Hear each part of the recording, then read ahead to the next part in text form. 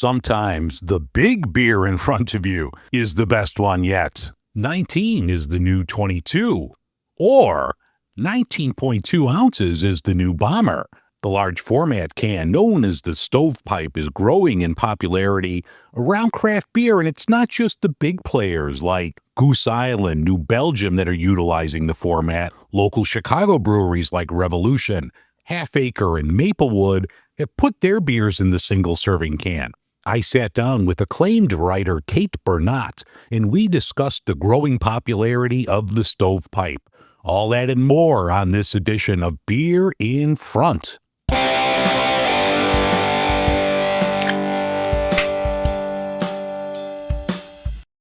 This is Beer in Front, part of the Beer Media Group. Every week I'll talk to people in and around the beer world and get their stories all about beer. That's Beer in Front, and it's coming up now. Welcome to episode 262 of Beer in Front. I'm your host, Dave Zalatoris, and Beer in Front is a charter member of the Beer Media Group.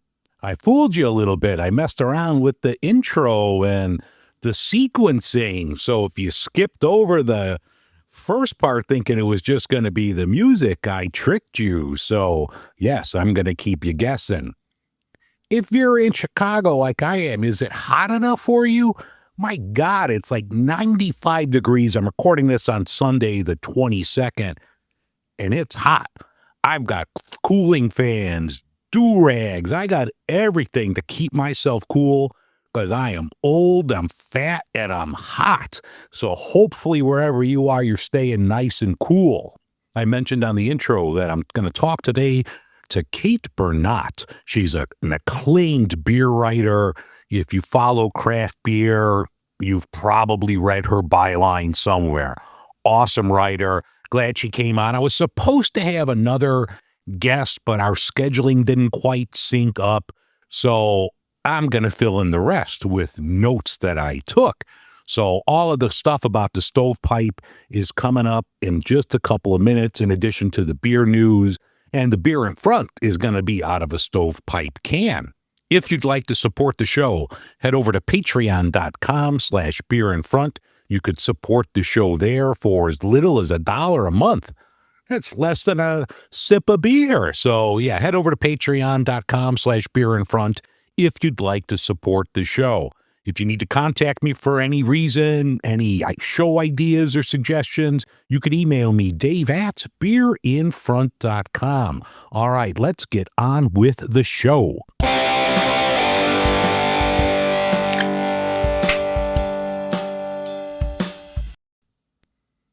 In beer and beverage news, Revolution has announced the season ticket package for the barrel-aged Deepwood series for 2025. You could head over to Revolution's website and check that out. If you get the season ticket, you'll save yourself around $50, I think it was, but you also get a couple bonus cans. So if you sign up in July, you'll get 5 different beers. In October, you get 3, November 3, and in January 26, you get 2. You also get a nice glass. Looks like much, much more. So head over to Revolution's website to find out more about the Deepwood series. It looks phenomenal. Like, the lineup looks absolutely incredible. They're going to have a 15th anniversary beer, a beer called Cherry Amburana. That sounds very fancy. Regular Thunder Taker, a strawberry jacket, in addition to your Cafe Deeth, Deeth Star, Vanilla Deeth. They're going to have a Cocoa Vanilla Deeth, in addition to Gravedigger, Apple Brandy Barrel Rye, Straight Jacket, and a Rum VSOJ. So definitely check that out. Everything looks great. I talked to Marty Scott, the barrel master over Revolution last year. I mean, it's phenomenal what this guy knows about barrel aging, and that's so impressive. If you'd like to find out more, check out, it came out around this time last year when I talked to Marty. So check that out, and you could find out more about what he and the rest of the team at Revolution are doing for the Deepwood series. About a year ago, I talked to Dom Minogue from Dirty Water. Well, he's got a new project that's going to be coming out later this year called Those. Now, this is a sparkling THC and CBD beverage that looks really cool. I'm going to have to call Peggy up and see if she wants to try it. But Those will be coming out later this year. You could check out their website at drinkthose, and it's spelled THOSE.com for more information, and you could get on the wait list for that. Dogfish Head is the official beer of Jaws' 50th anniversary. So if you're a fan of the movie Jaws, Dogfish Head and Martha's Vineyards Chamber of Commerce have collaborated. They're coming out, I'm assuming, with the special beer. So if you're a fan of Jaws and Dogfish Head, keep an eye out for that. Revolution Brewing and Moore's Brewing, they're collaborating for Morevolution.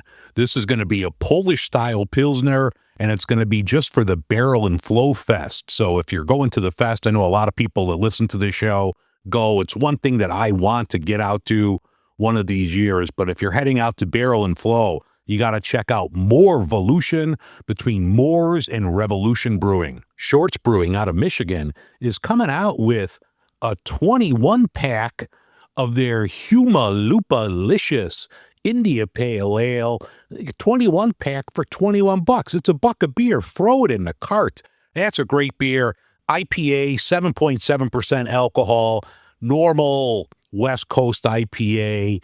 That's always a good one. So if you're in the Michigan area, $1 a beer, how do you go wrong with that? Whistle Pig Whiskey, they launched a limited release Gravestock.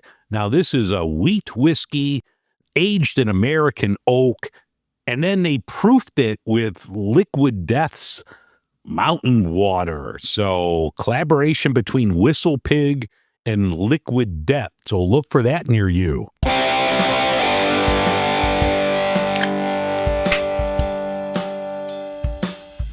The Stovepipe can was introduced to craft beer back in 2012 when Colorado-based Oscar Blues used them for their Dale's Pale Ale at the Great American Beer Festival. Ironically, Oscar Blues launched craft beer in cans 10 years earlier in 2002. What did they do in 2022? I got to look back and see what trend they started on the twos. According to the Brewers Association, the share of single-serving cans rose from 6 to 8% in the past 3 years, while craft remained mostly flat or even had a small decrease in numbers in the retail food sector. The single can was up 6% last year in 2024. If a brewery already has an existing distribution network that includes the retail food sector, it makes sense to include this format in packaging options. Another benefit is the packaging cost. With the Stovepipe, you eliminate the need for 6-pack or 4-pack boxes or a pack tech type of device for each unit. I would assume that more than makes up the difference in cost for the larger can size. The 19.2 ounce can is the same diameter as the 12 or 16 ounce can, so breweries can use this without huge modifications to the canning equipment that they already use. You could also charge more per ounce for a single can than you would in a larger format. Now, I'm not privy to the costs breweries sell their beer to distributors, so I'm just basing this off of retail prices here at Binny's, which, if you're not from the area, it's a large liquor store chain in Illinois. The price for a 6-pack of Revolution's Anti-Hero IPA, that's $11.99 or 16.6 cents an ounce. The Stovepipe can of Anti-Hero is $3.99 or 20.7 cents per ounce. That's an 8% increase in cost per ounce, so I would think that would help breweries as well. Why Boston Beer doesn't use the single can more is something I just don't comprehend. They use the large format for their Truly Seltzer and their Twisted Tea line, but of the Samuel Adams beer line, they only have the new American Light and the juicy IPA in that supersized can. Now, I've talked ad nauseum here on my appreciation for just a plain old Samuel Adams Boston Lager, and I would grab one of those from time to time where I hesitate when I see a 12 pack of it or a 6 pack because I don't want to commit to that many. But if they had a single can of Boston Lager, absolutely, I'd grab that once a month or so. As a consumer, I personally would rather drink a local Illinois craft beer than one from a multinational corporation like the big players are in this market. And there's nothing against the New Belgiums, the Lagunitas, the Goose Islands that are on the shelf. But if I'm grabbing a single can, I'll reach for a Maplewood Super Son of Juice every time over a supercharged IPA from a behemoth brewery.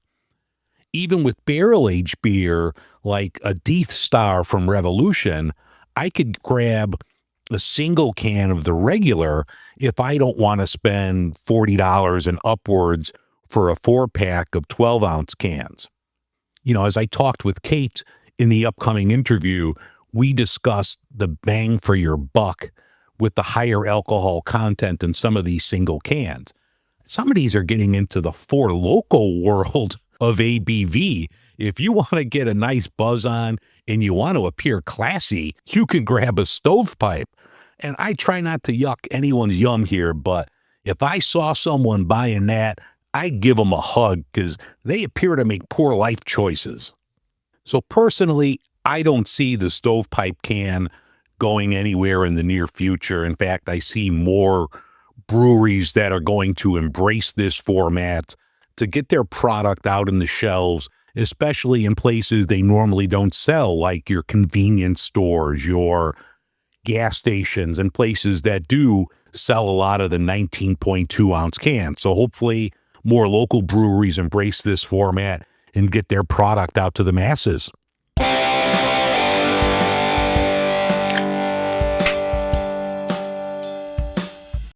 All right, welcome back. Kate Bernot is one of the world's finest writers. You could find her writing in publications such as Craft Beer and Brewing, Imbibe, Sightlines, Chicago Magazine, The Washington Post, The New York Times, and countless others. If it's happening in food and beverage, Kate knows about it before anyone else. All that, and she's a Northwestern alum, so you know she's smart. Kate, thanks so much for talking today. Oh my gosh, Dave, can you introduce me at everything? That was wonderful. Thank you. Was talking to our mutual friend Emily. She said like the same thing. Like, I love your intros, Dave. Incredible. Incredible. Well, before we get started on the Stovepipe can you tell people about yourself, where they could find you, et cetera, et cetera? In addition to what you already mentioned, my primary outlet is Sightlines. That's at sightlines.news, which is an insights newsletter for the beverage industry broadly. So lots of beer, but also wine, spirits, hemp, energy drinks, hydration, anything beverage is there. Craft beer and brewing, I also regularly contribute to. And they can follow me on Instagram, although that's mostly pictures of Montana, where I live, and my dog, at KBERNOT. And then I'm on Blue Sky also at Kate Bernot. Well, according to Nielsen, the single can keeps growing and growing, and it's around 8% of sales by volume. Do you see this trend continuing in the coming years? I think so, particularly as we know the single-serve can responds to a lot of what consumers are looking for in alcohol today, and particularly within beer. So that's the opportunity to try new flavors. So much in alcohol these days is flavor-driven, and if we think about what the single serve can provides, it's that opportunity to try something at very low stakes, right? Buying even a 6 pack, certainly a 12 or a 30 pack, you kind of want to know you like it before you commit. Whereas a single can, okay, it's under $5. I can roll the dice on something new, and if I don't like it, oh well, I'm out a couple bucks. So I think I don't see the flavor chasing consumer changing that behavior anytime soon, and the single serve can is very well poised to meet that. Additionally, data shows that Americans are shopping more frequently than we did during the pandemic. That sort of stocking up for the week or stocking up for a few weeks, we're just not shopping that way anymore. People are making more frequent trips to the store for fewer items. And that's even at grocery stores and things. We're just not doing those big stock ups. And so to me, again, the single serve can really meets that like sort of immediate shopping trip. We're just shopping for like the next meal, the next day. And again, the single serve can is very well poised to meet that. And then I think maybe finally, I would say it's also a nice margin package for retailers and for suppliers. You make you make more per ounce on a single serve can than you do with things in bulk. So while packaging is certainly expensive, I think companies and retailers like the margins on those single serve high velocity products. So kind of everyone wins. The consumer wins, the retailer wins, the supplier wins. So I don't see them going away anytime soon. Yeah, and especially like, going to the grocery store nowadays, everything's so much more expensive than it's been in the last couple of years. So maybe people can't drop $12 to $15 on a six pack, but I could buy the single serve for $4. Okay, I'm still drinking craft and I just don't have to put all my money out up front. 100%. And I think this is also behind, kind of partially explains some of that data on our more frequent shopping trips as well. Stocking up and buying in bulk save you money in the long run. But when you're kind of living paycheck to paycheck or you feel like your budget is kind of squeezed, you know, it's hard to put out $250 on groceries all at once. You might make a few trips over the course of a couple of weeks for $25 each, whatever. So, yeah, I completely agree that I think the single serve just fits into sort of the budget constraints that people are feeling right now as well. And it's not just like the large breweries or the big conglomerates like New Belgium, Goose Island, and Sierra Nevada that's embracing the format. I'm starting to see more here in Chicago, local smaller companies utilizing this and getting their product out in your grocery stores, bottle shops.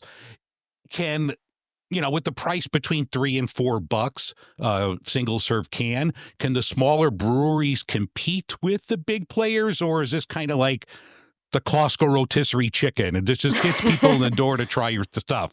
Yeah, I think that is a very important question here for smaller breweries. I also, here where I live in Montana, see, some of our craft breweries in this format. However, they tend to still be our larger craft breweries. I think it's a question of how much a small brewery wants to commit resources to this package size. If you kind of make it your thing and you really go hard on it, and you're willing to maybe take less margin on these for a little while till you get that volume up, or you have maybe you have a big stadium or concert venue where you're selling these and you're really getting that volume so you can justify buying the cans in bulk, etc. I think you can find ways to make the math work, but you have to really know that you can move the volume. You have to really get those chain commitments from retailers to make the math. And this is a very price sensitive package for consumers because you go to that cooler and the big guys, the New Belgiums, et cetera, are going to be that 2 for $4, 2 for $5. I mean, prices that craft breweries just cannot match in this format. So the question is, can you move the volume and do you have the resources to really go all in on this? And that's going to vary for every brewery, I think. Well, what I've noticed here is that a lot of the stovepipe cans tend to be higher alcohol IPAs. Why do you think like this has taken hold with just these high 9 to 10% ABV beers? Yeah. I mean, number one, IPAs just vastly outsell any other style in craft. So there's a little bit of just, okay, that's to be expected. It's craft's most popular style. However, that doesn't totally explain it. Another factor I do think is that sort of bang for your buck, like make the dollars for alcohol, maximize that. When a consumer is making a very fast decision, which you're kind of doing with single serve, you're at this cooler, there's limited options, you don't want to spend forever looking at them, you know, seeing prominently displayed ABV as a way to choose between all these various beers, if you're not the super familiar beer aficionado, does Hefeweizen mean anything to you? But ABV is easily understood. It's numeric. It's like, well, this one's 9 and that one's 7. So 9 has to be better than 7, right? I mean, I do think there's just a snap judgment kind of moment happening. But then on a more kind of subtle psychological level, I've heard from consumers, and I've seen this even in the ways my friends purchase these single serves of higher ABV stuff, is it's their one beer for that day, evening, activity, whatever. If we're heading to the river, to float like we do here in Montana summers, it's like, this is my one beer for the afternoon. So instead of opening 3 Coors Lights, I'm going to drink this one New Belgium IPA. And I see that at parties as well. People will bring one big can of something high ABV, and it's like, all right, this is my beverage for the night. So, and that's something consumers have said, in sort of like research panels and things like that. So I do think there's an element of sort of like efficiency, I guess, with that. Just having to only hold one can instead of toting around a 6-pack. Well, Voodoo Ranger seems to be leading the charge in Stovepipe sales. How in the world did they go from being like an afterthought when they released Ranger IPA to this behemoth that it is now? Even they have Malort coming out, or one with Malort soon. Yes. Never thought you'd see the day, right? Yeah, I've spoken to folks at New Belgium about Voodoo Ranger for various things I've written, and I mean, they'll be the first to admit they didn't see this coming either necessarily. So it wasn't as though when they first created Ranger IPA way back when, they thought, oh, this is going to one day dominate our business and turn us into, I mean, frankly, a different kind of brewery than we used to be. So I think, sometimes consumers respond to something in a way that is unforeseen.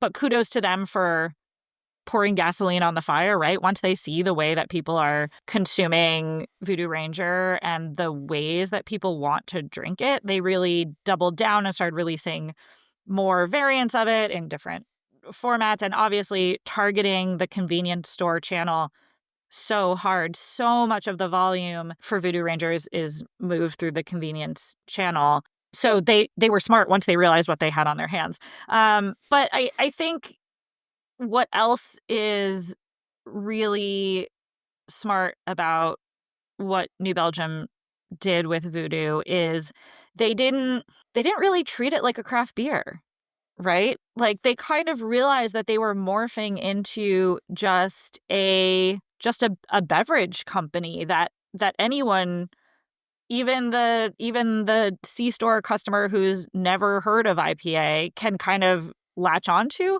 And they didn't get too precious about themselves. It wasn't like, oh, we don't want to be in C-stores. Oh, that's not where craft beer gets sold. And a lot of breweries thought that way, even until Voodoo Ranger, so many craft breweries were just like, that's not our customer. We don't sell beer in C-stores, or we do, but it's an afterthought and it's just our 6-pack flagship, whatever. And so, kudos to them for realizing that they had a mainstream crossover brand on their hands and not just playing by the old craft beer playbook, and sort of being willing to kind of change their identity a bit. Some people might have, some longstanding craft customers might have quibbles with that, but you can't deny that it was smart business. Oh, yeah, absolutely. Now, you have more access to numbers. How is Goose Island doing with their Hugs line? Because it seems like they have as many variants out there as Voodoo Ranger does. That is growing well. I could try to jump into some spreadsheets right now, but no one wants to hear me click around for very long. But I recently looked at some convenience store data, and certainly Goose Island, and specifically the Hugs line, is one of the few craft brands that is still growing in convenience stores. And again, it's high ABV. It is the styles people are looking for. It plays. It kind of plays as its own, again, like beyond craft brand. Like I don't even know if everyone associates Big Hugs with Goose Island. Like you might not know that that's the same brewery that makes, I don't know, other Goose Island products. It kind of stands alone as a brand, but certainly bucking some of the larger trends for craft, even within convenience stores, and also getting huge investment from Goose Island. Again, I think to succeed in this space, you really, as a company, as a brewery, have to decide like this is the priority. It doesn't happen without a lot of energy and focus from your sales team and your distributors. And so Goose Island obviously is like betting big on this brand. It didn't just happen by accident either. Well, before I get you out of here, one thing that I like to ask everybody that comes on, and you're a lot younger than I am, so I'm interested in hearing your perspective on this. What was the first beer you had, whether it was craft or otherwise, that made you say, oh, wow, this is for me. This is what I want to do? Oh, such a good question. Yeah, I mean, I was around some beer growing up, but nothing that really grabbed me in any kind of way. I think I was more interested in wine as like a young drinker. But I guess so it would have been around the time I was at Northwestern, late 2000s, living, just outside of Chicago. This was the era of Belgian beers, Belgian style things. Probably was, all right, I have two. It was North Coast Prankster and it was Matilda. Both of these American takes on Belgian styles just blew my mind that beer could taste that way. And I had to save up my money to buy the nice beer, right? Because I'm in college. But when I did, I was like, this tastes unlike anything else I've ever had. This is beautiful with food. This is more flavorful, which I think is what craft has always stood for. And there's that through line from that all the way to Voodoo Ranger, right? Is like craft has always been just like more flavor, more everything. So I just couldn't believe after, drinking whatever Keystone Light all through college that, oh my gosh, beer can taste this way. So shout out to North Coast Prankster and Goose Island Matilda for showing me the light. Excellent. Well, Kate, I appreciate you taking time out this morning to talk about the Stovepipe and yourself. I'll include all the links on social media, so if you want to follow Kate, and you should, because she knows everything there is to know in the craft beer world. And this is audio, so you don't see her shaking her head, but Kate's the person to go to. Kate, thanks so much. I'll talk to you down the road. Dave, this was a pleasure. Thank you so much.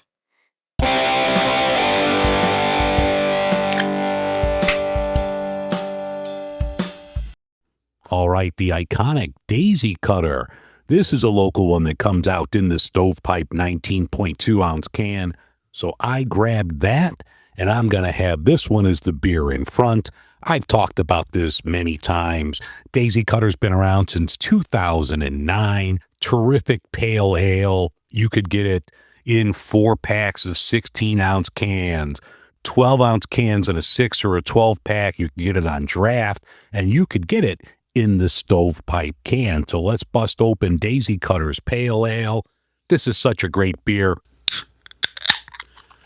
Last weekend, Ruby and I went to the festival that they had over at Half Acre. It was a collab with Firestone Walker, and that was really good. They had the collaboration Daisy Cutter with Firestone Walker, which was phenomenal. This is just as great, so let's pour it. I should have bought a bigger glass because I'm pouring a 19.2 ounce can here. When are we going to get the Stovepipe beer glasses. Oh, I'm on it. All right, Daisy Cutter looks really good. Nice, dark, golden color here.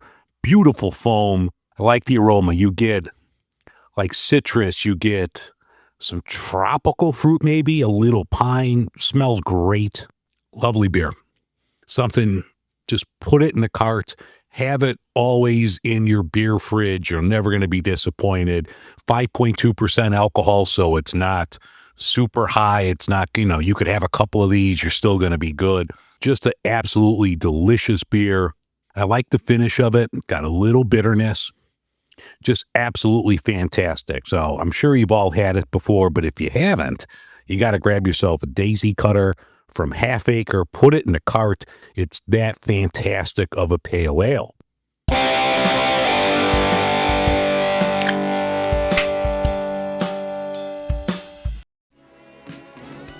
That's going to wrap things up for this edition of Beer in Front. I thank you very much for listening. I want to thank Kate Bernot for coming on and talking about the Stovepipe can. If you need to get a hold of me, you can email me, dave@beerinfront.com. Thanks for listening. I'll talk to you next week. And remember, sometimes the beer in front of you is the best one yet.